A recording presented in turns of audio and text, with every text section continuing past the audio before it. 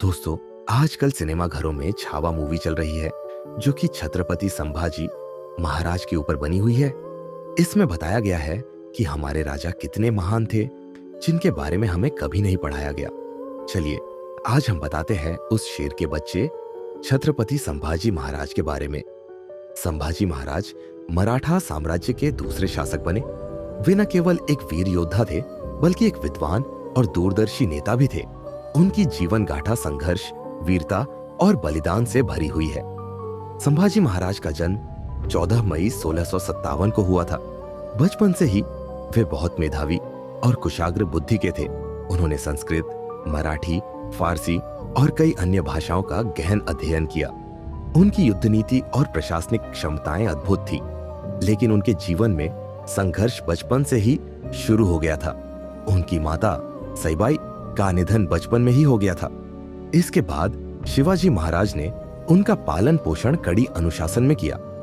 संभाजी महाराज ने छत्रपति शिवाजी महाराज के देहांत होने के बाद 1681 में साम्राज्य संभाला। संभाजी महाराज ने अपने शासनकाल में मुगलों, सिद्धियों, पुर्तगालियों और अंग्रेजों के खिलाफ संघर्ष किया। वे औरंगजेब के सबसे बड़े शत्रु थे और उन्होंने उसकी नाक में दम कर रखा था।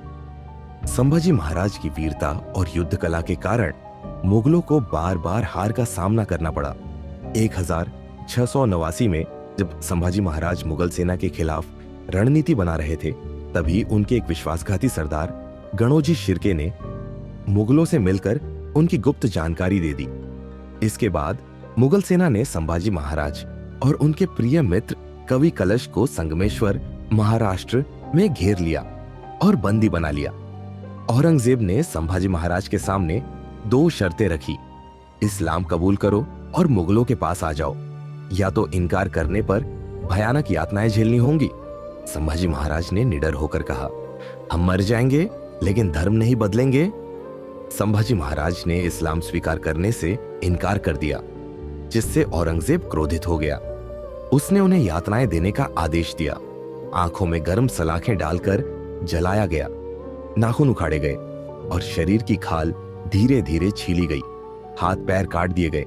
जीवित रहते हुए उनकी जीभ काट दी गई ताकि वे कुछ न बोल सके। इसके बाद 11 मार्च 1689 को कई दिनों तक यातनाएं देने के बाद संभाजी महाराज का सिर धड़ से अलग कर दिया गया।